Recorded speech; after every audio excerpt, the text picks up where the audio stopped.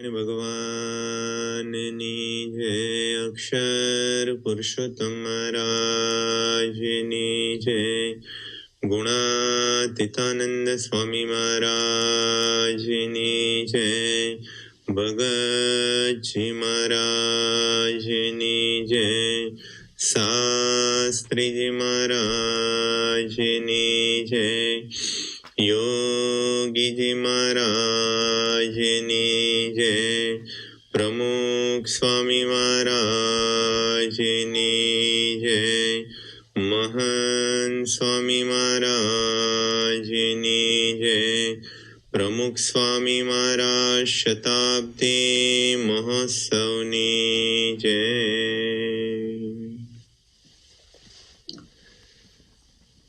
ભારતની ભૂમિ એ તીર્થોની ભૂમિ છે, અધ્યાત્મની ભૂમિ છે, અને એના પરિપાક રૂપે પ્રત્યેક ભારતીયના હૃદયની અંદર તીર્થોનો ખૂબ મહિમા રહેલો છે. દરેકના હૃદયની અંદર એવી એક ઈચ્છા હંમેશા રહેતી હોય છે કે જીવનની અંદર આપણે એક વખત તો હરિદ્વાર, ઋષિકેશ, બદ્રીનાથ, કેદારનાથ, અમરનાથ આદિ તીર્થોની જાત્રા કરવા માટે જવું છે, અને એ માટે પોતે વિચાર રાખી અને આયોજન છે એ પણ કરતા હોય છે.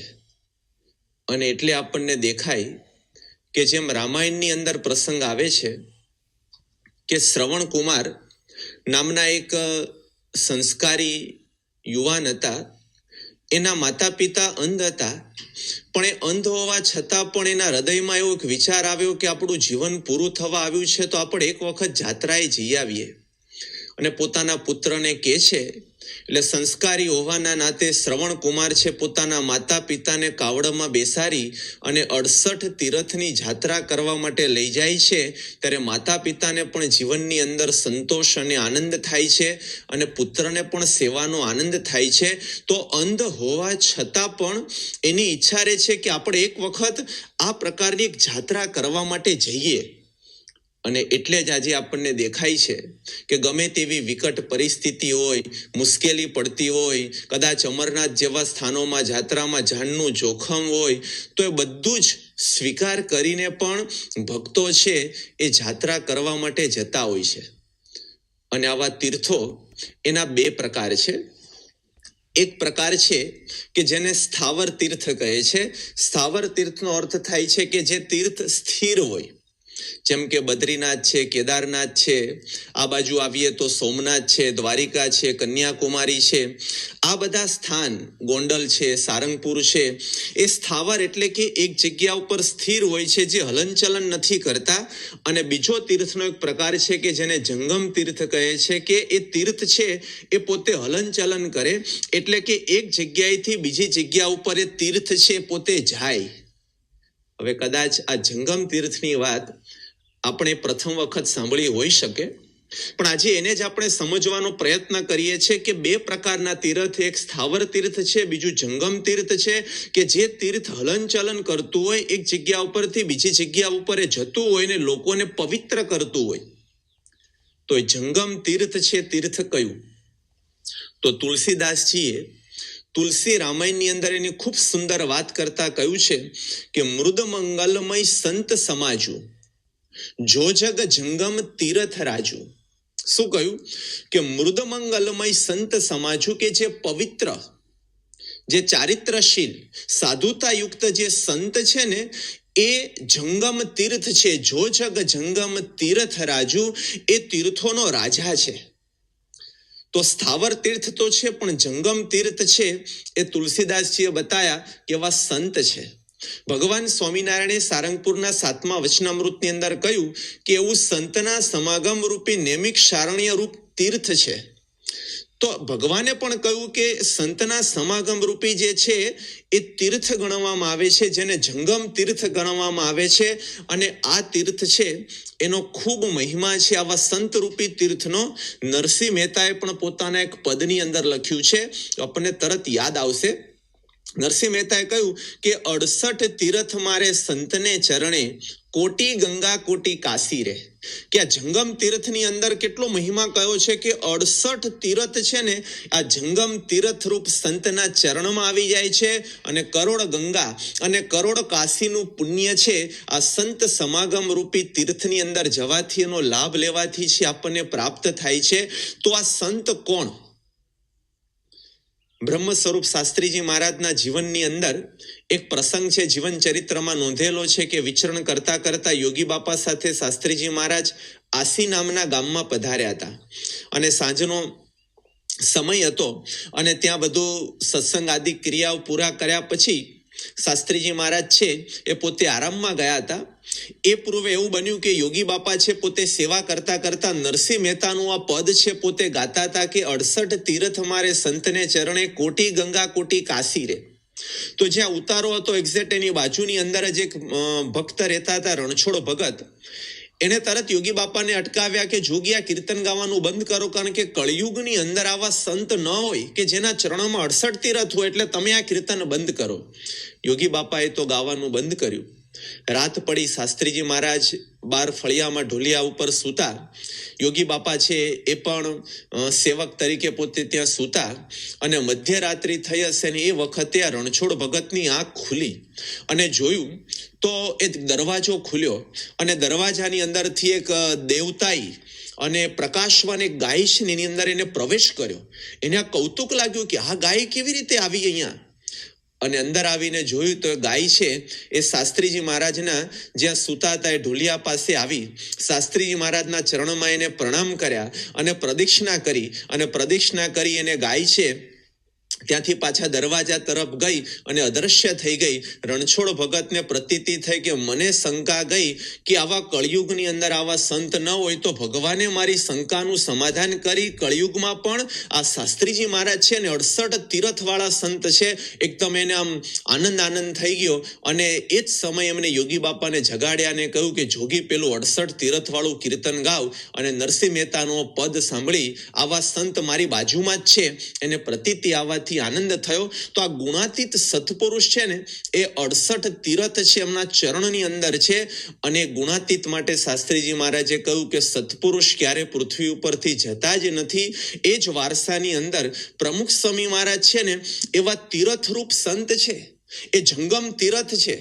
પ્રમુખ સ્વામી મહારાજ 1987 ની અંદર વિચરણ કરતા કરતા જ્યારે ઋષિકેશની અંદર દિવ્ય જીવન સંઘ નામની સંસ્થાના આશ્રમની અંદર જ્યારે પધારે છે, ત્યારે સંસ્થાના અધ્યક્ષ એવા પવિત્ર સંત પૂજ્ય ચિદાનંદ સ્વામી ખૂબ પ્રસન્ન થયા, અને એમની સભાની અંદર ચિદાનંદ સ્વામીએ એમના શિષ્યોને કહ્યું કે આજે આપણા આશ્રમની અંદર હરિદ્વાર, ઋષિકેશ, બદ્રીનાથ, કેદારનાથ આદિ તમામ તીર્થો આપણા આશ્રમમાં પધાર્યા, કારણ કે પ્રમુખ સ્વામી મહારાજ જેવા એક મહાન પવિત્ર સંતના પગલા પડ્યા. ગંગા, યમુના, ગોદાવરી, પવિત્ર બધી નદીઓ આપણી આશ્રમની અંદર આજે આવી ગઈ છે, કારણ કે પ્રમુખ સ્વામી મહારાજના પગલા આપણા આશ્રમની અંદર પડ્યા. એમ કહી અને ચિદાનંદ સ્વામીએ જંગમ તીર્થરૂપ પ્રમુખ સ્વામી મહારાજનો ખૂબ મહિમા છે એ પોતાના શિષ્યોને કહ્યું કે આવા એક મહાન સંત, અને ભારતની પરંપરામાં આ જંગમ તીર્થરૂપ જે સંત છે એ કાયમ પોતે વિચરણ કરતા હોય છે. તો પ્રમુખ સ્વામી મહારાજ એવા એક મહાન પવિત્ર સંત હતા કે જે ફક્ત ભારતીય સંસ્કૃતિમાં નહીં પરંતુ વિશ્વની સંસ્કૃતિમાં જે કંઈ પણ તીર્થ માટેનો મહિમા લખ્યો હોય, અને જે તીર્થ સ્થાન હોય એ તમામ તીર્થ સ્થાનનું એ મૂર્તિમાન સ્વરૂપ હતા. એમના જ્યાં ચરણ પડતા હતા ત્યાં તીર્થ બની જતું હતું. તો એવા એક સંત હતા. તો હવે આપણા મનની અંદર એક વિચાર એ આવશે કે કેમ આવા સંતને જંગમ તીર્થ ગણવામાં આવે છે, કેમ એમને 68 તીર્થ નો મહિમા એમના ચરણોમાં લખવામાં આવેલો છે. તો હવે આપણે એને સમજવાનો પ્રયત્ન કરીએ. તો પહેલી વસ્તુ છે કે વ્યક્તિ તીર્થની અંદર જાય છે શા માટે, તીર્થનો મહિમા શું છે, તીર્થમાં જવાથી લાભ શું થતો હોય છે, એને સમજવાનો આપણે પ્રયત્ન કરીએ. તો પહેલી વસ્તુ છે કે તીર્થની અંદર જ્યારે વ્યક્તિ જાય છે ત્યારે તીર્થ છે એ ભગવાનથી પ્રસાદીભૂત થયેલું હોય છે, એટલે ભૂમિની અંદર એક દિવ્યતાના વાઇબ્રેશન હોય છે. એટલે વ્યક્તિમાં શ્રદ્ધા હોય છે કે આપણે જાત્રા કરવા જઈએ, તીર્થની અંદર જઈએ તો વાઇબ્રેશનની અસરથી વ્યક્તિના જીવનમાં રહેલા વ્યસનો છોડવા માટેનો એને સદવિચાર આવે છે, અને વ્યસનો છોડે છે, તો તીર્થની અંદર તમે જોશો તો ઘણા બધા લોકો છે જઈ અને પોતાના વ્યસનો છોડતા હોય છે. તો પહેલો એક આ વિચાર છે.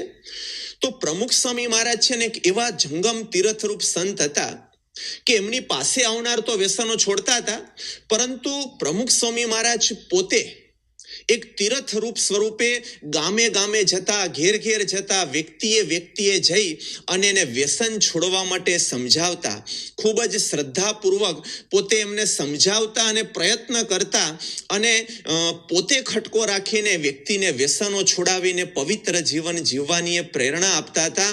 એટલે એ જંગમ તીર્થ છે કે જે વ્યક્તિ એમના યોગમાં આવતી અને ન આવે તો પોતે, કારણ કે આ તીર્થ એવું છે કે સામેથી જતું હતું અને ત્યાં ગયા પછી એના વ્યસનો છોડાવતું હતું. તો લાખો વ્યક્તિના વ્યસનો છે એ પ્રમુખ સ્વામી મહારાજે છોડાવ્યા છે.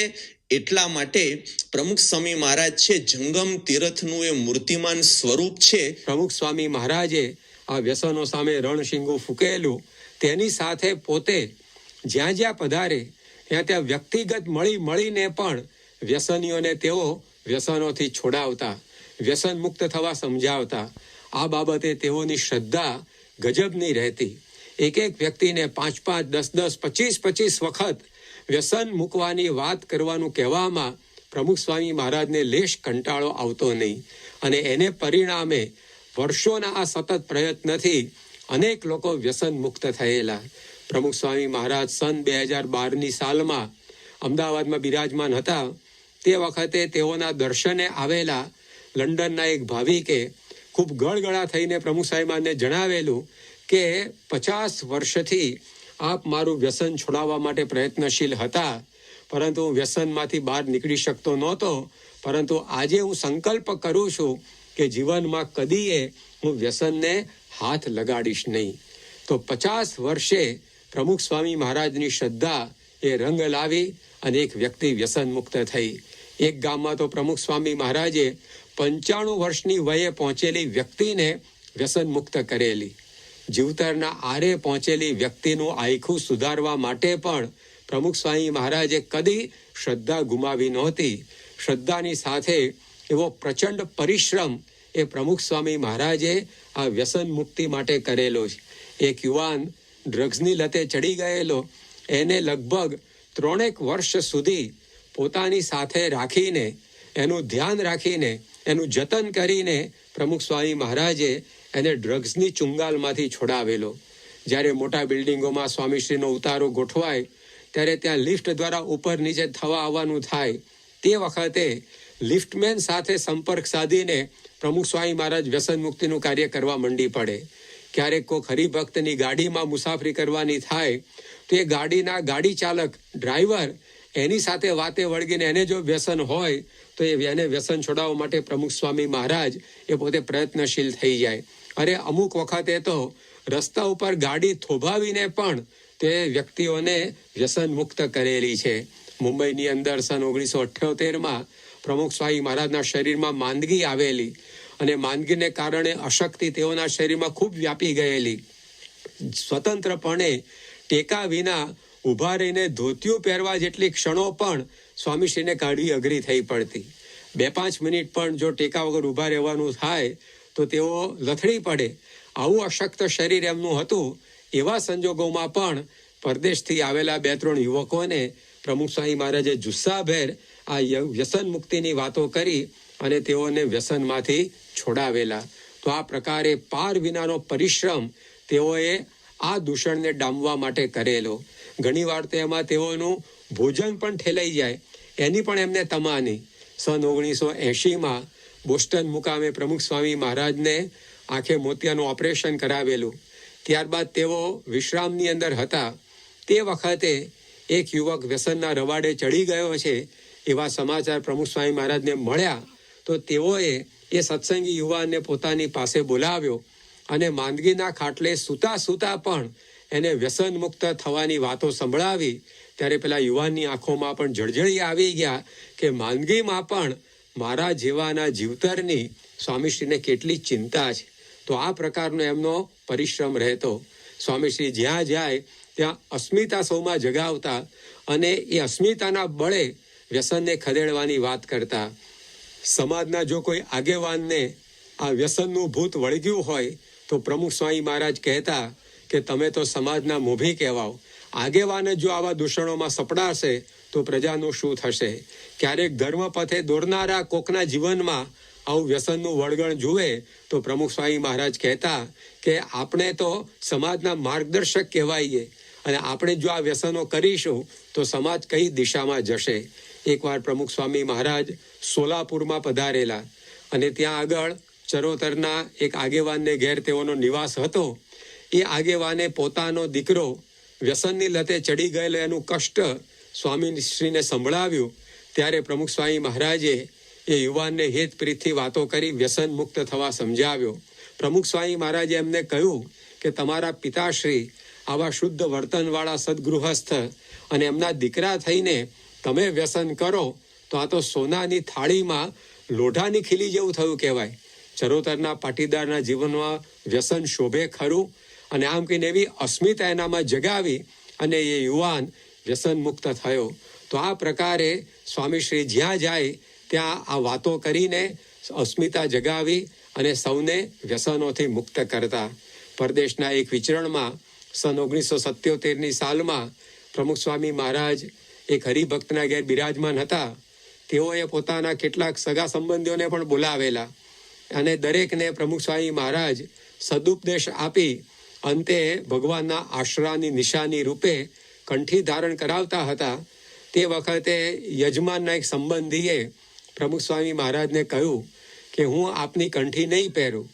ત્યારે સ્વામીશ્રીએ જણાવ્યું કે કેમ?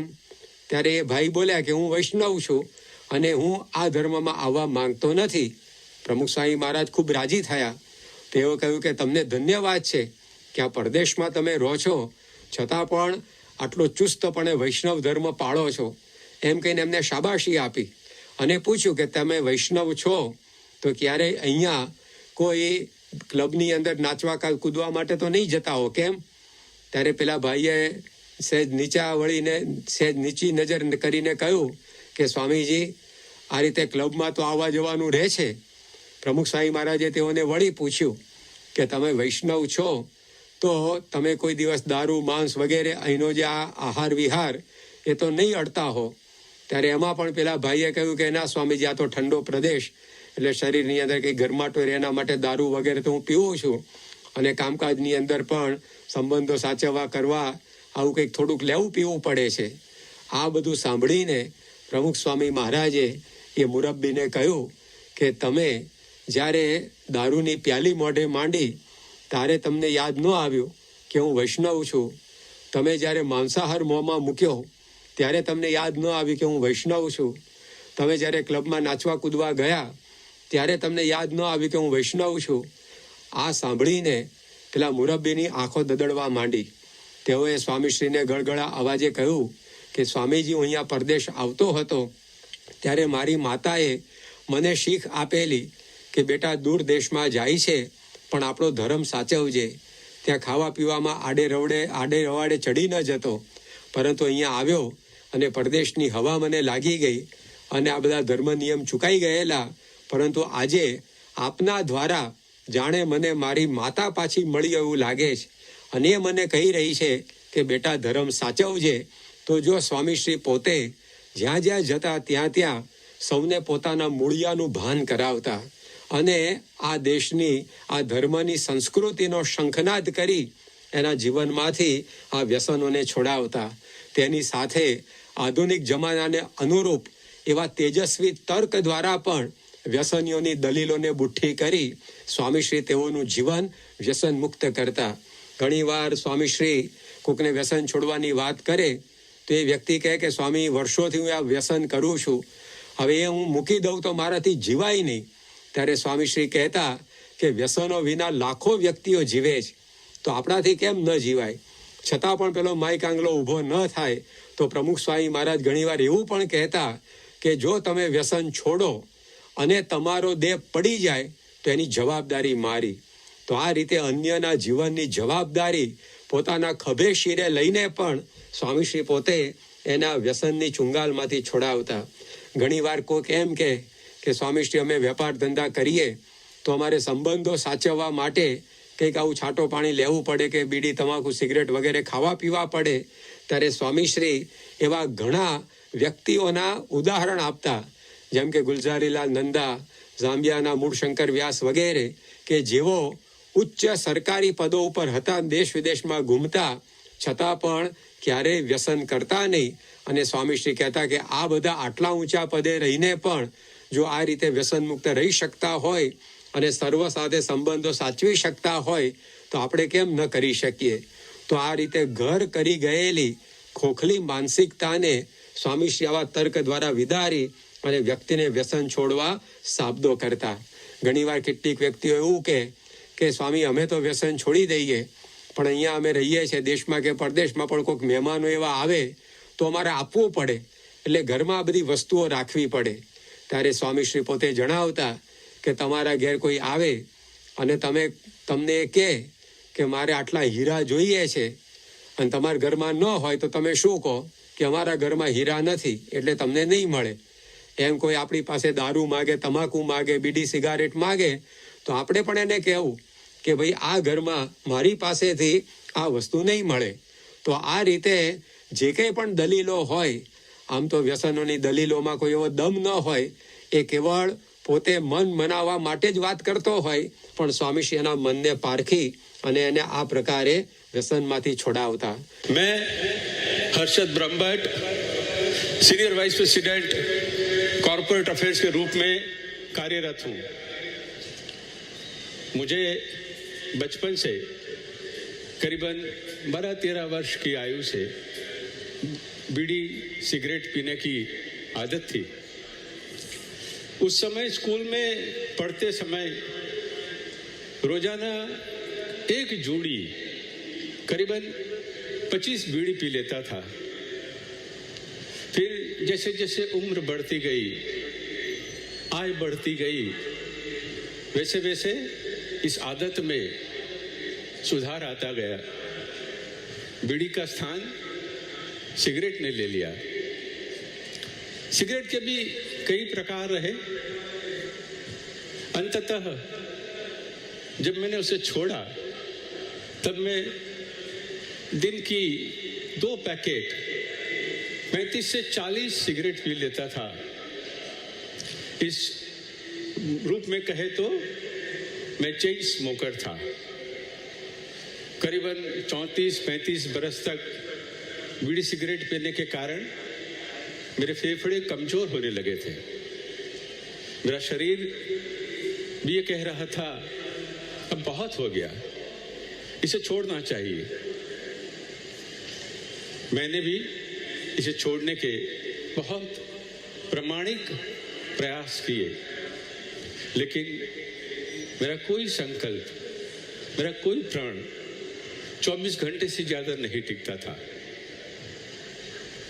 एक बार अंबुजा सीमेंट के मालिक मेरे मानस पिता विनोद बाबू के साथ दक्षिण भारत के प्रसिद्ध तीर्थ स्थान में दर्शन के लिए गया.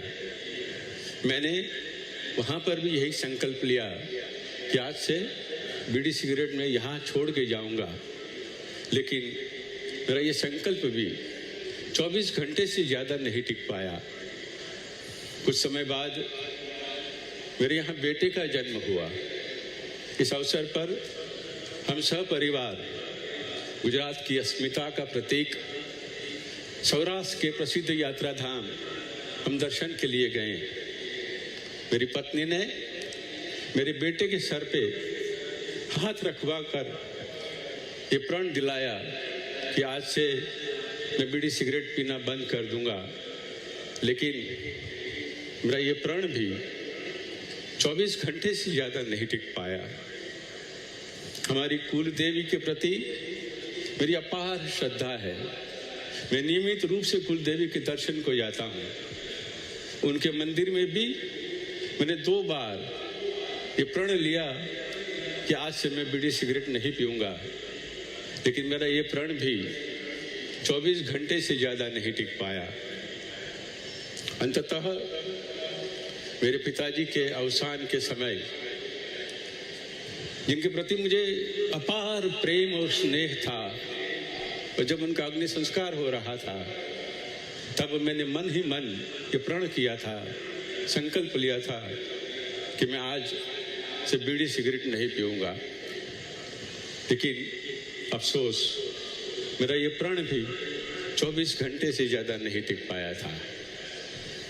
इसी मनस्थिति में एक बार मुझे BAPS स्वामी नारायण शाहीबाग मंदिर अहमदाबाद को दर्शन जाने का सौभाग्य प्राप्त हुआ। वहां मेरी बात पूज्य ब्रह्म विहारी स्वामी जी से हुई। मैंने उनसे मेरी सारी बात बताई।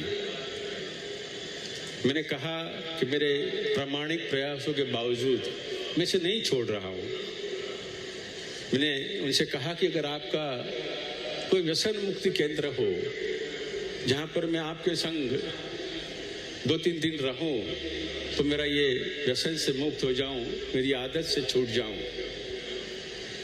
पूज्य ब्रह्मविहारी स्वामी ने कहा, हर्षद भाई चलो हम प्रमुख स्वामी महाराज के पास चलते हैं। मुझे ये नहीं मालूम था कि उस दिन पूज्य बापा अहमदाबाद में है या नहीं। पूज्य ब्रह्मविहारी स्वामी मुझे प्रमुख स्वामी महाराज के पास लेके गए और मैंने बड़े विनम्र भाव से पूज्य प्रमुख स्वामी महाराज को मेरे मन की बात कही। मैंने कहा, कई वर्षों से बीड़ी सिगरेट पी रहा हूं, कई सारे प्रामाणिक प्रयासों के बाद भी मैं इसे नहीं छोड़ पा रहा हूं। मुझे कहते हुए ये खुशी है और अपार आनंद है कि वो क्षण मेरे जीवन का एक चमत्कारिक क्षण था। उस पल ने मेरे जीवन को बदल दिया, एक नई दिशा दे दी। मुझे प्रमुख स्वामी महाराज ने कहा, हर्षद भाई आपको तो कोई व्यसन है ही नहीं। मुझे बड़ा अचरज हुआ। इतना ही नहीं, बापा ने कहा कि आप आने वाले समय में अनेक लोगों को नशा मुक्त कराने के निमित्त बनोगे। फिर उन्होंने मुझे कंठी पहनाई, माला पहनाई और आशीर्वाद दिए। उसी क्षण से जैसे स्विच ऑफ करते हैं और लाइट बंद हो जाती है, उसी तरह मेरी बीड़ी सिगरेट पीने की आदत छूट गई। व्यसन से मुक्त हो गया। ये इस हद तक इस तरह छूट गई कि आज कोई बीड़ी सिगरेट मेरे आसपास भी पीता है तो मैं उसे बर्दाश्त नहीं कर पाता हूँ। एक संत की कृपा का फल है। ये उनके आशीर्वाद शब्दशः साकार हुए हैं। आज मैं दूसरों को व्यसन मुक्त कराने में निमित्त बना हूँ। मैं अपने आप को खुश नसीब समझता हूँ कि मुझे प्रमुख स्वामी महाराज की कृपा मिली। उनकी कृपा पाने वाला मैं अकेला नहीं हूँ। मेरे जैसे 40 लाख लोग हैं जो बाबा की कृपा से नशा मुक्त हो चुके हैं। 40 लाख से ज्यादा लोगों के जीवन में प्रकाश फैलाने वाले स्वामी बाबा प्रातः स्मरणीय गुरुवर्य श्री हरि प्रमुख स्वामी महाराज के चरणों में मैं नतमस्तक कोटि कोटि वंदन करता हूं। ફક્ત એમણે વ્યસનો છોડાયા છે એટલું નથી, પરંતુ તીર્થનો બીજો એક લાભ એ આપણને થાય છે કે આવા અનેક વ્યક્તિઓના વ્યસનો છોડાવી શ્રદ્ધા અને ધીરજપૂર્વક પ્રયત્ન કરી એને સુખી તો કર્યા, પણ તીર્થની અંદર જવાથી એના પવિત્ર સ્પંદનોથી વ્યક્તિને છે પોતાનું જીવન પરિવર્તન કરવાની ઈચ્છા થતી હોય છે। એટલા માટે વ્યક્તિ જાત્રા કરવા માટે જાય છે કે જાત્રા કર્યા પછી પોતાનું જીવન છે એ બદલાતું હોય છે। એટલે પોતે તીર્થની અંદર હંમેશા નીકળતા હોય છે। જ્યારે પ્રમુખ સ્વામી મહારાજના જીવનની અંદર આપણે જોઈએ તો એમનો સમાગમ કરનાર વ્યક્તિના જીવન કેવા પરિવર્તન થઈ જાય છે, જે કદાચ આજે સાયન્સ આટલું આગળ વધ્યું છે અને આગળ વધેલા સાયન્સની અંદર કદાચ આપણે હાર્ટ ટ્રાન્સપ્લાન્ટ, આઈ ટ્રાન્સપ્લાન્ટ, લીવર ટ્રાન્સપ્લાન્ટ એનો કદાચ આપણને અનુભવ થતો હોય છે, એ સાયન્સ કરી શકતું હોય છે, પરંતુ વ્યક્તિઓની ખરાબ વૃત્તિઓનું પરિવર્તન કરી અને સારી વૃત્તિનું સ્થાપન કરવું, કુટેવો કાઢી અને સુટેવોનું સ્થાપન કરવું, વ્યક્તિની ખરાબ વૃત્તિઓને બદલી અને સારા સદવિચારોનું અંદર સ્થાપન કરવું, આ મેડિકલ સાયન્સ કે કોઈ સાયન્સ કરી શકે એવું નથી. ફક્ત આ જંગમ તીર્થ જ કરી શકતા હોય છે. તો પ્રમુખ સ્વામી મહારાજ એવા એક પવિત્ર સંત, એવું એક તીર્થ હતું કે એમના યોગની અંદર આવનાર કોઈ પણ વ્યક્તિ છે એ પવિત્ર થઈ જતી હતી, એનું જીવન આખું બદલાઈ જતું હતું. ગુણાતીતાનંદ સ્વામી અમને વાતોમાં ખૂબ સરસ એક વાત કરતા કહ્યું, સ્વામી કે શ્વાન સુકાર સુકર બિલાડ ખર મહિલો જંત. શ્વાન એટલે કૂતરા જેવો, બિલાડા જેવો, ગધેડા જેવો, ભૂંડ જેવો જીવ એના આચાર વિચારથી થઈ ગયેલો હોય તો કે છે કે શ્વાન સુકર બિલાડ ખર મહિલો જંત, તેને કરી મૂકે સંત જો મળે સદગુરુ સંત. એને પણ સંત જેવા પવિત્ર કરી મૂકે જો આ જંગમ તીર્થરૂપી સંતનો એને યોગ થાય તો. આપણે જ્યારે આપણા ઇતિહાસ ગ્રંથોમાં દ્રષ્ટિ કરીએ તો આપણને ખબર પડે કે જેમ કે વાલ્યો લૂંટારો હતો, લૂંટફાટ કરતા એના આચાર વિચાર અને વ્યવહાર છે એકદમ વિચિત્ર થઈ ગયેલા હતા, પરંતુ નારદજી જેવા જંગમ તીર્થરૂપી સંતના યોગની અંદર આવતા એ વાલ્યો લૂંટારો પણ વાલ્મીકી ઋષિ બની ગયો અને એ પણ પવિત્ર બની અને હજારો વ્યક્તિને પવિત્રતાના જીવન પરિવર્તનના એમને ઉપદેશો આપ્યા. તો આ જંગમ તીર્થ છે એનું આ ફળ છે. અને પ્રમુખ સ્વામી મહારાજના જીવનની અંદર તમે જુઓ, એ ઋષુભા વાળા હોય અથવા રામસંગ બાપુ હોય અથવા સુભાષભાઈ હોય, આવા અનેક વ્યક્તિઓના જીવન એકદમ સહજતાથી એમને પરિવર્તિત કરી અને કોઈ માની પણ ન શકે એવું એમને એક પવિત્ર ભક્તિમય સત્સંગમય ધર્મમય જીવન જીવતા કરી નાખ્યા. તો આવું પરિવર્તન છે એ જંગમ તીર્થ કરી શકતા હોય છે. એટલે એમના ચરણોમાં કરોડ ગંગા અને કરોડ કાશી કરતા પણ વધારે પુણ્ય લખેલું છે. તો પ્રમુખ સ્વામી આવા એક જંગમ તીર્થરૂપ હતા કે એના યોગમાં આવનાર પ્રત્યેક વ્યક્તિના જીવનો જ એ સંપૂર્ણપણે એ બદલાઈ જતા હતા.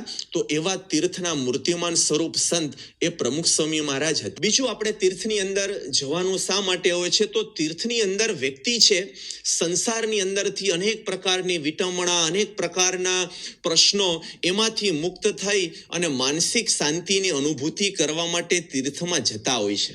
અને ત્યાં એ તીર્થના વાતાવરણમાં એને શાંતિની અનુભૂતિ કરવી હોય છે. કારણ કે સંસાર કેવો છે? તો મુક્તાનંદ સ્વામીએ કહ્યું કે રાજા ભી દુખિયા, રંક ભી દુખિયા, ધનપતિ દુખિત વિકાર મેં. કે આમાં દરેક વ્યક્તિને દુઃખની અનુભૂતિ થાય છે, કારણ કે સંસારમાં આપણે કંઈ ને કંઈ પ્રવૃત્તિ કરવી પડતી હોય છે. અને વાસુદેવ મહાત્મ્ય નામના ગ્રંથની અંદર લખેલું છે કે પ્રવૃત્તિ માત્ર અશાંતિકૃત છે. તમે કોઈ પણ પ્રવૃત્તિ કરો ને એની આડઅસર એ જ છે કે એમાંથી આપણને અશાંતિ થાય. આજના સમયમાં કહીએ તો આપણને સ્ટ્રેસ, ડિપ્રેશન, ફ્રસ્ટ્રેશનની અનુભૂતિ થતી હોય છે. એને દૂર કરવા માટે ગમે તેટલો પ્રયત્ન કરીએ, પરંતુ વ્યક્તિના હૃદયની અંદર છે એ શાંતિની અનુભૂતિ નથી થતી. એના માટે વ્યક્તિ પોતે સંસાર, વ્યવહાર અને બધું જ મૂકીને તીર્થમાં જતા હોય છે. આપણી એક સંસ્કૃતિ છે, પણ એ સ્થાવર તીર્થની સાથે જંગમ તીર્થનો પણ ખૂબ મહિમા શાંતિ માટે લખવામાં આવેલો છે. એક પદમાં ખૂબ સુંદર કહ્યું કે બળતો જળતો આત્મા સંત સરોવર જાય, સત્સંગ રૂપી લહેરમાં તરત ટાઢો થાય. કે અશાંત, બળતો જળતો, ઉદ્વેગ પામેલો આત્મા છે એ પ્રમુખ સ્વામી મહારાજ જેવા તીર્થરૂપ સંતના સમાગમમાં જાય ને તરત જ એ ટાઢો થઈ જતો હોય છે. યોગી બાપા કહેતા કે દરેક વ્યક્તિ અંતરથી અશાંત છે. યોગી બાપા એકવાર મુંબઈની અંદર હતા અને દર્શન કરવા માટે મોટા શેઠિયાઓ બધા આવતા હતા. એટલે એમને લાવનાર હરિભગત છે એમની આર્થિક વ્યવસ્થા જોઈ અને એની બધી મહિમાની વાતો કરતા હતા કે આ બહુ મોટા વેપારી છે, આ બહુ મોટો હીરાનો ધંધો કરે છે, આ બધી વાતો કરતા હતા. અને ગયા પછી યોગી બાપાએ કહ્યું, યોગી બાપા કે બહારથી બધા મોટા દેખાય, પરંતુ એમના અંતરની અંદર તો એટલી બધી અશાંતિ છે કે તમે એક તપેલીમાં દાળ અને ચોખા ભેગા કરી અને છાતી ઉપર મૂકો તો વગર પ્રાઇમસે કે વગર ગેસે ચડી અને ખીચડી તૈયાર થઈ જાય એટલું એનું હૃદય ધગે છે, એટલી એને અશાંતિ છે.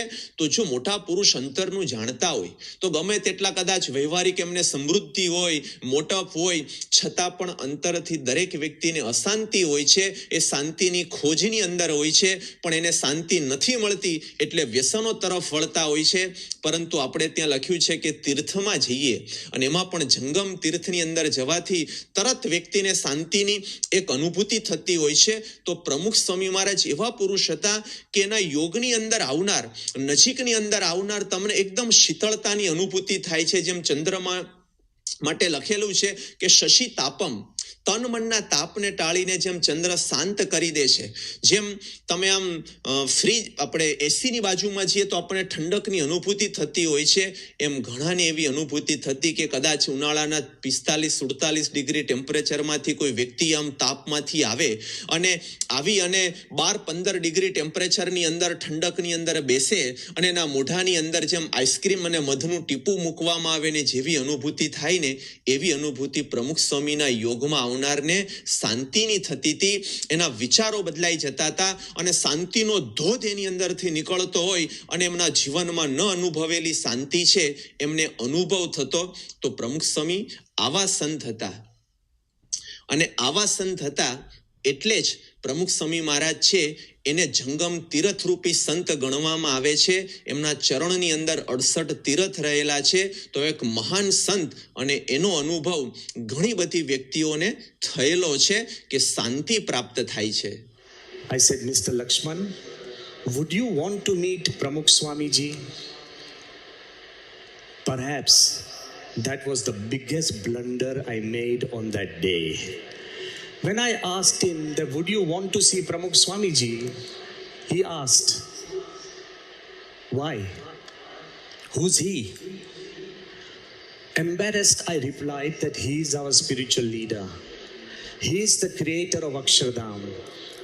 Once again he said, so what? Why should I see him?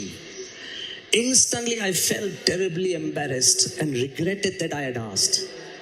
Then suddenly out of the blue he said, that has President Kalam met him? I said, yes, President Kalam has met him several times. He suddenly exclaimed and changed his mind. He said, okay, let's go. Now I was the one who was really scared. I mean, how do you take a person who doesn't believe in God, who doesn't believe in religion, who has never met sadhus, and what would happen when he comes and sees Pramukh Swami? But when we wheeled R.K. Lakshman into Swami Shri's room, wait for this, when we wheeled R.K. Lakshman into Swami Shri's room, Swamiji was reading some letters and 2 saints were sitting next to him. There was a beautiful golden light around him. Pramukh Swami did not know who R.K. Lakshman was. So he was wondering about the name of R.K. Lakshman. R.K. Lakshman did not know who Pramukh Swami was. Pramukh Swami had never read the Times of India, did not know English, and did not know about the common man. But when Pramukh Swami saw him, he reached out his hand, and when their 2 hands touched, I repeat, when their 2 hands just touched, R.K. Lakshman started crying like a baby. To my shock and surprise, a man who must have brought tears to many, he started crying like a baby, just wouldn't stop, could not stop. And slowly, taking his breath back and clenching his own throat, he said, there is a flood of peace. There is a flood of peace coming from Pramukh Swami. All my life I have begun my day by criticism and ended it by criticism. I have found faults and something to criticize in everyone. But today is my first day that there is nothing to criticize in my life. My perspective of my life has changed. President Kalam called and told me that Brahmavihari Swamiji, miracles still do happen. My friend R.K. Lakshman came back from Pramukh Swami with rejuvenated faith in life and people. હદ ઉપર થઈ ગઈ શાંતિ અને એક વખતે મને થયું કે હવે મારે પ્રમુખ સ્વામી દર્શન કરવા જવું જ પડશે આમ ચાલે નહીં. જેવું બાપાના દર્શન થયા ને અને એ જ સેકન્ડે આમ બધી જ અશાંતિ જાણે સ્વિચ ઓફ કરી અને આમ જતી રહે ને બધી જ અશાંતિ જતી રહી. હજુ તો બાપાએ મારી સામે દ્રષ્ટિ પણ નથી કરી, મેં જ બાપાના દર્શન કર્યા છે. તીર્થનો એક બીજો મહિમા છે કે તીર્થની અંદર વ્યક્તિ શા માટે જતા હોય છે? તો તીર્થની અંદર જ્ઞાન સંપાદન કરવા માટે જતા હોય છે. કારણ કે સંસાર કે વ્યવહારમાંથી તો એવું જ્ઞાન છે થતું નથી. એ આત્મા અને પરમાત્માના જ્ઞાનની પ્રાપ્તિ માટે છે લોકો તીર્થની અંદર જાય છે. કારણ કે જ્યાં સુધી જ્ઞાન નથી આપણને પ્રાપ્ત થતું ત્યાં સુધી જીવનની અંદર ક્યારેય આપણને સ્થિરતાની અનુભૂતિ નથી થતી. એના માટે જ્ઞાન બહુ જરૂરી છે. એટલે જ મુક્તાનંદ સ્વામીએ કહ્યું કે જ્ઞાન વિના દુઃખ પાવત હે દુનિયા. આજે દુનિયા દુઃખી છે એનું કારણ પૈસા, ગાડી, નોકરી કે ધંધો ને એની પાસે નથી એ નહીં, એ હોવા છતાં પણ જો જ્ઞાન ન હોય ને તો એ દુઃખી છે. એટલે ગીતામાં શ્રી કૃષ્ણ ભગવાન કુરુક્ષેત્રના મેદાનમાં કહે છે કે જ્ઞાનમ લબ્ધવા પરામ શાંતિમ અચિરેણ અધિગચ્છતિ. હે અર્જુન, તને જ્યારે જ્ઞાન પ્રાપ્ત થશે ને ત્યારે તને શાંતિની એક અનુભૂતિ થશે. તો જીવનમાં જ્ઞાન બહુ જરૂરી છે. સ્વામીએ વાતોમાં લખ્યું કે અન્ન વસ્ત્ર ન મળે કે ન પચે એ વિનાનું દુઃખ અજ્ઞાનનું છે. માણસને અજ્ઞાન છે ને એટલે દુઃખી છે. એટલે જે શ્રદ્ધાળુ છે એ આત્માનું જ્ઞાન અને પરમાત્માનું જ્ઞાન, અક્ષર અને પુરુષોત્તમનું જ્ઞાન છે એ એને પ્રાપ્ત થાય તો જ એ જ્ઞાને કરીને એને જીવનની અંદર સ્થિરતાની અનુભૂતિ થતી હોય છે. અને એ જ્ઞાન માટે જ લોકો તીર્થમાં જતા હોય છે, સ્થાવર તીર્થમાં. ઘણીવાર આપણે એવું સાંભળ્યું હોય કે આપણા ત્યાંથી કોઈ ગયા અને હરિદ્વારની અંદર એમને ભાગવતની પારાયણે બેસાડી હોય, અથવા તો કાશીની અંદર જઈને પારાયણે બેસાડી હોય, અથવા તો આવા મહાન તીર્થોમાં જઈને આવી પારાયણે બેસાડી અને સત્સંગનો લાભ લઈ જીવનની અંદર એ જ્ઞાન પ્રાપ્તિ માટેના પ્રયત્નો છે એ કરતા હોય છે. તો આ એક પરંપરા છે કે જ્ઞાન છે ને તીર્થની અંદર થાય છે. તો એના માટે પણ જાય છે, પણ રોજ તો ત્યાં જવાતું નથી. પરંતુ આ જંગમ તીર્થ એવું હોય છે કે જેને આપણે વારે વારે એ તીર્થમાં જઈ અને જ્ઞાન પ્રાપ્ત કરી શકતા હોઈએ છીએ. તો પ્રમુખ સ્વામી મહારાજ જે જંગમ તીર્થ હતા એના યોગની અંદર આવનાર વ્યક્તિ છે એને આ જ્ઞાન પ્રાપ્ત થતું. અને જ્ઞાન પ્રાપ્ત થયા પછીની પહેલી અનુભૂતિ શું થતી કે જીવનની અંદર અનેક વિક્ષેપોની અંદર એમને સ્થિરતા રહેતી. કારણ કે સંસાર છે સુખ દુઃખનો દરિયો. એમાં વ્યવહારિક વિક્ષેપો આવતા હોય, શારીરિક રોગોને કારણે વિક્ષેપો આવતા હોય અને એના કારણે આપણે દુઃખી થઈ જઈએ છીએ. વિક્ષેપ એટલે શું? તો તમે એકદમ શાંતિથી છે ગાડીની અંદર જતા હોય અને તમે આમ સેજ આંખો મીચાઈ ગયેલી હોય અને અચાનક જ કોઈક વચ્ચે આવે કોઈ અને આમ શોર્ટ બ્રેક મારે અને જે આંચકો આવે ને એને વિક્ષેપ કહેવાય. જેમ આપણે કોઈ વ્યક્તિ સાથે પ્રેમથી બધી વાતો કરતા હોઈએ અને અચાનક ટાવર જતું રહે અને પછી જે અકળામણ થાય ને એને વિક્ષેપ કહેવાય. તો આવા અનેક વિક્ષેપો શારીરિક, માનસિક, આર્થિક, વ્યવહારિક, કૌટુંબિક આપણી ઈચ્છા ન હોય તો પણ આવતા હોય છે. અને એ વિક્ષેપો આપણને અસ્થિર કરી દે છે, આપણને ડિપ્રેશનની અંદર લઈ જતા હોય છે. તો એમાંથી મુક્ત થવા માટે છે જ્ઞાન, જે આપણને સ્થિર કરે છે. ભગવાન સ્વામિનારાયણે એના માટે વચનામૃતમાં કહ્યું કે જ્યારે આત્મા અને પરમાત્માનું જ્ઞાન, અક્ષર અને પુરુષોત્તમનું જ્ઞાન થાય છે ને ત્યારે ગમે તેવા જેમ જ્ઞાને કરીને જીવન બને. એટલે શું થાય કે તમે આમ ભૂકંપ પ્રૂફ જ્યારે મકાન કર્યું ને ત્યારે ગમે તેટલો 8-9 રિચર સ્કેલનો ભૂકંપ આવે ને તો પણ મકાનને કંઈ જ નથી થતું. આમ એના પાયા જાળે આમ પાતાળે ગયા હોય ત્યારે ગમે તેવું વાવાઝોડું આવે છતાં પણ એ વાવાઝોડામાં વૃક્ષ પડતું નથી. એમ જે ભક્તને આ જ્ઞાન છે અક્ષર પુરુષોત્તમનું દ્રઢ થયું છે ને ગમે તેવા વિક્ષેપો આવે છતાં પણ એ પડતા નથી.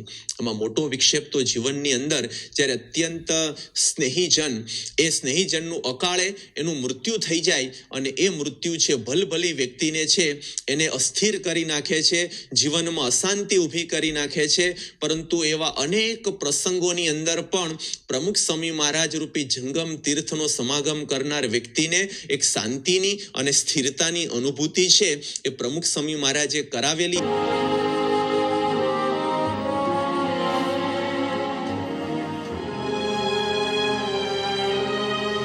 તો જેમ આપણે જોયું કે કલામ સાહેબનો સ્વભાવ ગયો એવા અનેક વ્યક્તિના સ્વભાવ છે ટળી ગયા છે. જ્યારે ગાંધીનગર અક્ષરધામ હતું બનતું તો એ વખતે એમાં મલ્ટીમીડિયા જે આખો એક શો હતો એ બનાવનાર હતા પ્રોફેસર ફ્રીજ, કે પોતે ચેક દેશના હતા, કોમ્યુનિસ્ટ હતા. પરંતુ સ્વામીના યોગમાં આવ્યા છો, તીર્થના યોગમાં આવવાથી કેટલો લાભ થતો હોય છે. તો પ્રમુખ સ્વામી મહારાજના યોગમાં આવ્યા અને પછી અમને કહ્યું કે સાહેબ તમારે આમાં કંઈક નામ લખવું હોય તો લખો. તો એને કહ્યું કે 23 એકરના અક્ષરધામમાં કોઈ જગ્યા ઉપર પ્રમુખ સ્વામીનું નામ નથી, અને હું એક નાના એવા 100 બનાવ્યો, એની અંદર જો હું મારું નામ લખીશ તો લોકો મને મૂર્ખ કહેશે, મારે નામ નથી લખવું. અને એની અંદરથી જે માણસનો એક પોતાનો અહમ હોય છે, પોતાની જાતને પ્રદર્શિત કરવાની એક સાહજિક ઈચ્છા હોય છે, એને કહ્યું કે મારી ઈચ્છા પ્રમુખ સ્વામીના સમાગમથી ટળી ગઈ. આવા તો અનેક વ્યક્તિઓના સ્વભાવ છે એ ટળી જતા હોય છે. એટલે કીર્તનમાં લખ્યું કે જીરે સંત સમાગમથી ટળે આશા તૃષ્ણારે ઈર્ષાય અભિમાન. સંત સમાગમથી આ બધા જ સ્વભાવો ટળી જતા હોય છે. તો પ્રમુખ સ્વામી પાસે તો આવા અનેક વ્યક્તિની એવી અનુભૂતિ છે કે આ સ્વભાવ છે એમના ટળી ગયેલા છે. અંતે તીર્થની અંદર જવાનો બીજો મુખ્ય લાભ શું હોય છે? તો લોકો મોક્ષ માટે જતા હોય છે. કારણ કે જીવનો મોક્ષ કરવો એ બહુ જરૂરી છે. જ્યાં સુધી મોક્ષ નથી થતો ત્યાં સુધી જન્મ મરણ ચાલુ હોય છે, અને એની નિવૃત્તિ લાવવી અત્યંત અનિવાર્ય છે. એટલે જ શંકરાચાર્યજીએ એમના અષ્ટકની અંદર કહ્યું કે પુનરપી જનનમ પુનરપી મરણમ પુનરપી જનની જઠરે શયનમ ઇહ સંસારે બહુ દુસ્તારે કૃપયા તારે પાહી મુરારે. હે ભગવાન, આ જન્મ મરણમાંથી તમે બહાર કાઢો, એટલે કે મોક્ષ કરો. તો મોક્ષ કરવો બહુ જરૂરી છે. અને એના માટે ગુણાતીતાનંદ સ્વામીએ કહ્યું કે કરોડ કામ બગાડીને પણ એક મોક્ષ છે આપણે સુધારી લેવો. તો કરોડ કામને ઠેલીને પણ કરવા જેવું કોઈ કાર્ય હોય તો એ છે આત્મકલ્યાણનું કાર્ય છે. એ કાર્ય છે પોતાના આત્માના મોક્ષ કરવાનું કાર્ય છે. અને એટલા માટે જ ભારતની અંદર એવા મુમુક્ષુઓ છે એ પોતાના મોક્ષ માટે એવી એક વિચારધારા કે આપણો અંતિમ દેહ છે ને એ તીર્થની અંદર પડે. એટલે ઘણા તમે એવા પ્રસંગો સાંભળ્યા હશે કે છેલ્લી અવસ્થાની અંદર કોઈ હરિદ્વારની અંદર રહેવા માટે જતા રહે, અથવા કોઈ કાશીની અંદર રહેવા માટે જાય, અથવા તો એવું કે મારા મૃત્યુ થયા પછી મારા પંચભૂતના શરીરનો અગ્નિદાહ છે કાશીમાં આપો. કેમ કે તીર્થમાં જવાથી આપણું કલ્યાણ થશે. એવા એક વિચારથી તીર્થની અંદર જતા. અને એવું કહેવાય છે કે પેલા લોકો સ્વયં કાશીએ કરવત મુકાવતા હતા, એટલે કે જાતે કાશીમાં જઈને પોતાના ગળા ઉપર કરવત મુકાવે. એ સ્થાન આજે પણ છે કે આપણો મોક્ષ થાય. ગિરનારની અંદર છે એક ભૈરવ જાપ કરતા કે મોટા જે પર્વતની ટોચ ઉપરથી નીચે પડતું મૂકતા કે મારું કલ્યાણ થાય. તો આવા પ્રકારની વિધિઓ પણ પૂર્વે બધી થતી હતી, કારણ કે કલ્યાણ કરવું છે એવી દરેકની ઈચ્છા રહેતી. પરંતુ એ કલ્યાણ છે એ જંગમ તીર્થ પાસે જવાથી સહજતાથી થાય છે. કારણ કે સંત પાસે જ્યારે આપણે જઈએ છીએ ત્યારે સંત છે ભગવાનનો આપણને આશરો કરાવે છે, ભગવાનના શરણની અંદર આપણને મૂકી દે છે, અને એના લીધે જ કલ્યાણ થાય છે. એટલે જ ગીતામાં શ્રી કૃષ્ણ ભગવાને કહ્યું કે સર્વ ધર્માન પરિત્યજ્ય મામેકમ શરણમ વ્રજ અહમ ત્વામ સર્વ પાપેભ્યો મોક્ષ ઈષ્યામિ મા સુચ. તો સંત છે ને એ ભગવાનનો આશરો કરાવી દેતા હોય છે, અને ભગવાનનો સાક્ષાત્કાર કરાવી દેતા હોય છે, અને એના પરિણામ સ્વરૂપે કલ્યાણ થાય છે. અને ભગવાન સ્વામિનારાયણે તો સ્વયં પોતાના ભક્તો માટે કહ્યું કે મારા જનને અંતકાળે જરૂર તેડવા આવવું, બિરુદ મારું એના બદલે સૌ જનને જણાવવું.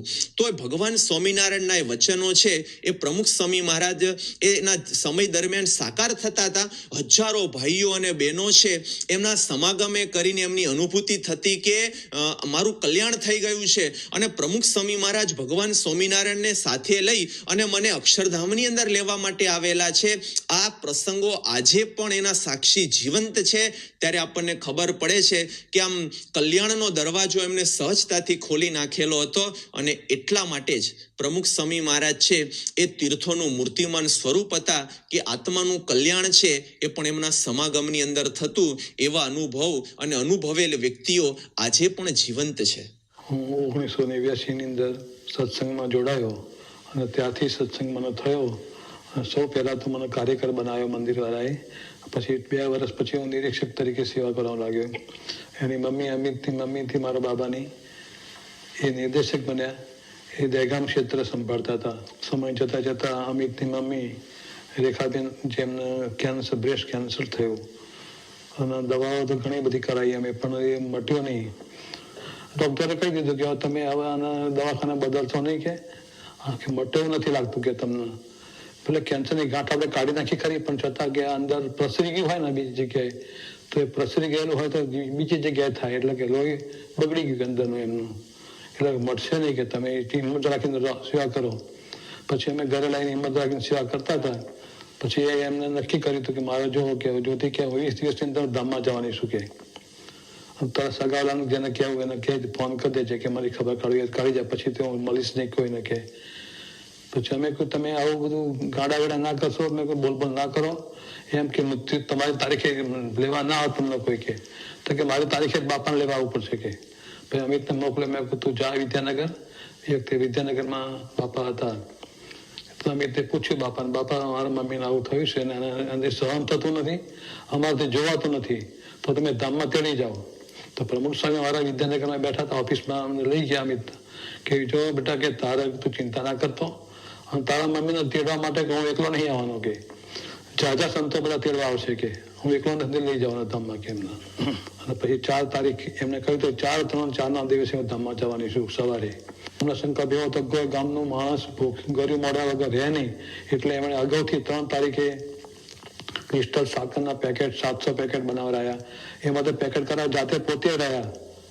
અમિતના મમ્મી જાતે ખાટલામાં બેઠા બેઠા પેકેટ કોથળીઓ બનાવવાના મૂકતા જાય, બનાવતા જાય મૂકતા જાય. અને કીધું એક બાજુ બહેનો ઉભા રહે, એક બાજુ ભાઈઓ ઉભા રહે. સ્મશાને યાત્રા નીકળે ત્યારે બધા એક પેકેટ કર્યું મોડું કરવા માટે બધાને આપજો કે એ સંકલ્પ પૂરો કરજો. અને મારી ઈચ્છા એવી છે કે બધા સંતોના મારા કે જમાડવા છે કે તમે જમવાની ઈચ્છા પૂરી કરજો. એ દિવસે અમારો પાટોત્સવ હતો, તારીખ 7/2/2004. એ દિવસે કોટાલ સ્વામી, શ્રી હરિસ્વામી, ઘણા બધા સંતો પાટોત્સવમાં આવેલા. તો એમને મને પૂછ્યું, બાપાને પૂછ્યું, મેં બાપા આવી એની ઈચ્છા છે ને નીચે હોતા છે એ રૂમમાં, અને એમણે કીધું મારે 4/3/4 દિવસે ધામમાં જવાની છું, તો કે જમવાનું સંતોને રાખો કે. તો કોટાલ સ્વામી કે તું પૂછ્યા કે તમારે ક્યારે જમવાનું રાખવું, તમે જે તારીખ કહેશો ને એ તારીખે અમે સંતો બધા જમવા આવશે. તો મેં પૂછ્યું એમને કે અમિતની મમ્મીને કે તમે ક્યારે જમવાનું કહો છો સંતોને, કે 4/3/4 દિવસે સંતો જમવા આવે. તમે એ જમવા ધામમાં જવાનું કહો છો ને, તો હું ધામમાં જવાની છું, પણ કે રસોઈ તો થોડી ધામમાં જવાની, રસોઈ તો તૈયાર કરી શકો ને તમે કે. અને 4 તારીખની સવારે 8 વાગ્યા અને એમણે કીધું કે જો કે વાત મારો સમય થઈ ગયો છે, હું જઉં છું. અને બધું નક્કી થઈ ગયું. મેં કહ્યું આજે જાવશો ક્યાં ગયો, ભરો હરિકૃષ્ણ મહારાજને લઈ આવો ઉપરથી. તો એ ઘડી હું પૂજારીની સેવામાં હતો, તો હરિકૃષ્ણ મહારાજના વાઘા મેં રંગોળીના જ પૂરેલા, અને મોટા વાઘા પણ એવા જ પહેરાયેલા જે ઉત્સવમાં પહેરાવા એવા. હરિકૃષ્ણ મહારાજને લઈને આવ્યો અને તેને એમને ખોળામાં મૂક્યા. હલો કે મેં મહારાજને લાવ્યો છું, પિચકારી ભરેલી જ છે, તમે છાંટો. એટલે કે તમે રંગાઈ ગયા, અમિત રંગાઈ ગયો, 2 દીકરા જતા, એક દીકરો સાદું થઈ ગયો. એટલે પછી એ રંગાઈ ગયો.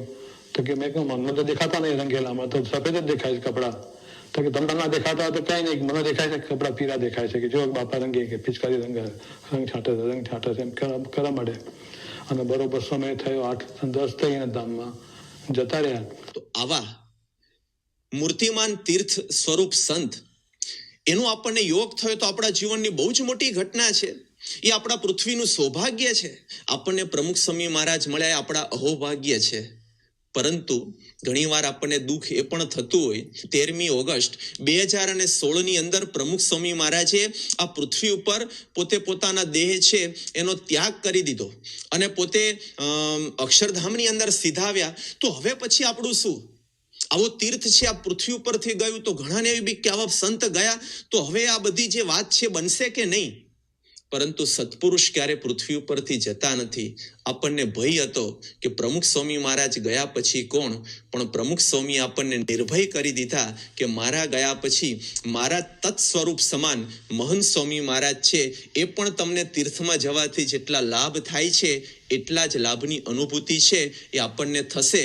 તો એવા જે સંત મહંત સ્વામી મહારાજ આજે પ્રમુખ સ્વામી મહારાજનું સ્વરૂપ છે.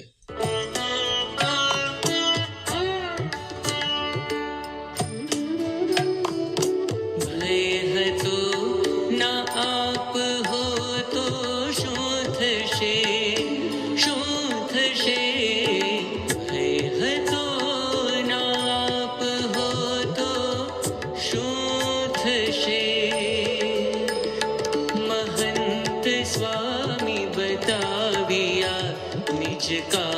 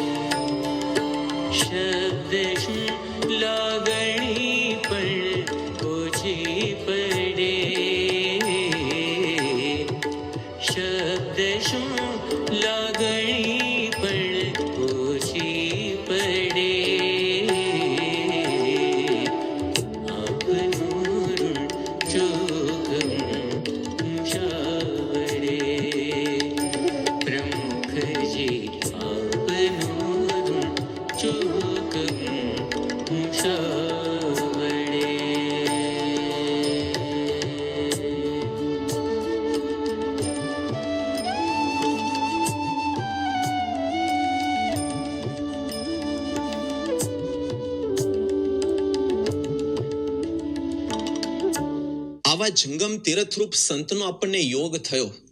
હવે આપણે શું કરવાનું? આવો યોગ થઈ ગયો મહાન, હવે આપણે શું કરવાનું? તો ભગવાન સ્વામિનારાયણે સારંગપુરના 7મા વચનામૃતની અંદર કહ્યું કે આવો યોગ થયા પછી પહેલી વસ્તુ કે ત્યાં અતિ દ્રઢ મન કરીને રહેવું. જે ભગવાને કહ્યું કે વજ્રની પૃથ્વીમાં વજ્રની ખીલી જડી હોય એ કોઈ રીતે નીકળે નહીં. એમ સત્સંગ છે, આપણે એવી દ્રઢતાથી કરવો કે ગમે તેવી મુશ્કેલી, ગમે તેવી તકલીફ આવે પણ સત્સંગ છોડીને આપણે કોઈ દિવસ જઈએ નહીં. આપણને જીવનો સત્સંગ થાય, ગમે તેવી ભગવાન સ્વયં કસોટી કરે તો પણ સત્સંગ છે આપણો છૂટે નહીં. આપણા નિયમ ધર્મ કોઈ દિવસ ગૌણ પડે નહીં, નિષ્ઠામાં ક્યારે ફેર પડે નહીં, અને સત્સંગ ભજન ભક્તિમાંથી આપણે ક્યારે મોળા ન પડીએ ને એ હવે આપણે કરવાનું. તો પહેલું ત્યાં અતિ દ્રઢ મન કરીને રહેવું કે સત્સંગ સિવાય હવે મારે બીજું કોઈ જ આધાર છે જ નહીં, એને મારે મૂકવો જ નથી. બીજું ભગવાન સ્વામિનારાયણે કહ્યું કે આવા તીર્થની અંદર જ્યાં હોય તો હવે ત્યાં જપ તપ વરત તીર્થે ત્યાં કરવું તેનું ફળ ખૂબ મળે છે. તો આવા સંત પાસે એટલે કે મહંત સ્વામી મહારાજ છે એમને ક્યારે મૂકવા તો નહીં, પરંતુ એમના સત્સંગની અંદર આપણે થોડો પણ સત્સંગ કરશું, જપ તપ તીર્થ કરશું ને એનું અનેક ગણું ફળ મળે છે. જેમ વ્યક્તિ એ છે, સમય પણ એનો એટલો છે, એની આવડત પણ એટલી છે, બુદ્ધિ પણ એ જ છે, પણ એ વ્યક્તિ ભારતની અંદર નોકરી કરે અને ઓસ્ટ્રેલિયામાં આવીને નોકરી કરે તો એનો આવક બદલાઈ જાય છે. એ જ વ્યક્તિ અમેરિકામાં આવીને નોકરી કરે તો એની આવક બદલાઈ જાય છે, કારણ કે ભૂમિ બદલાવાથી આવક બદલાઈ જાય છે, કારણ કે ડોલરના ભાવ ઘણા બધા ઊંચા નીચા થઈ જાય છે. એવી જ રીતે તમે જે ભજન ભક્તિને સત્સંગ કરો છો પણ જંગમ તીર્થરૂપ મહંત સ્વામી મહારાજના સત્સંગમાં આવીને આપણે થોડું કરશું ને તો પણ એનું અનેક ગણું ફળ મળતું હોય છે. ને કેટલું? તો ગુણાતીતાનંદ સ્વામીએ વાતમાં કહ્યું, સ્વામી કે બીજે જે કામ એક કલ્પની અંદર થાય છે એ આ તીર્થરૂપ સંત પાસે એક દિવસની અંદર થાય છે. એટલે કે બીજે 8 અબજ અને 64 કરોડ વર્ષ સુધી આપણે તપ કરીએ, માળા કરીએ, ભજન કરીએ, ભક્તિ કરીએ અને જે ફળ મળે એ ફળ આવા તીર્થરૂપ મહંત સ્વામી મહારાજના સત્સંગમાં એક દિવસની અંદર મળે છે. એટલે ત્યાં વધારેમાં વધારે જપ તપ તીર્થ કરવું કે જેથી કરી અને આપણને ખૂબ મોટું એક આપણને પુણ્યનું ફળ છે પ્રાપ્ત થતું હોય છે. અને ત્રીજી વસ્તુ કે કલ્યાણ પણ ત્યાં જ ઈચ્છવું કે મારા આત્માનું કલ્યાણ કોણ કરશે? તો એ કલ્યાણ માટેનો દરવાજો પ્રથમના 54માં ભગવાન સ્વામિનારાયણે કહ્યું કે મહંત સ્વામી મહારાજ એ મોક્ષનું દ્વાર છે. જે ભાગવતની અંદર કપિલદેવ ભગવાન પોતાની માતા દેવહૂતિને કહે છે કે એવા સંત છે એના દ્વારા તારા મોક્ષનું દ્વાર ઉઘાડું થશે.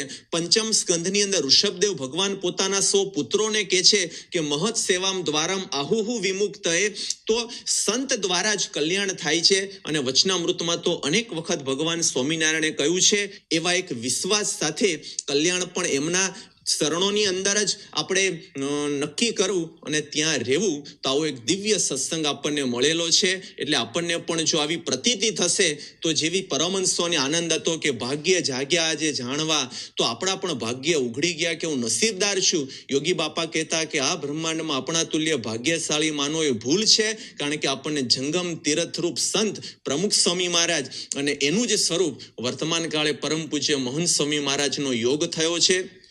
તો આ તીર્થની અંદર રહીએ, ત્યાં 68 તીર્થ એમના ચરણોમાં છે. કરોડ ગંગા અને કરોડ કાશીનું ફળ પણ આપણને મળી રહ્યું છે. તો વધારેમાં વધારે ભજન ભક્તિ કરી એ ફળ લઈ એમના આશીર્વાદથી આપણો અંતિમ જન્મ કરી આત્મકલ્યાણ કરી શકીએ એવી બળ બુદ્ધિ શક્તિ આપણને આપે એ જ પ્રાર્થના. શ્રી સ્વામિનારાયણ ભગવાનની જય.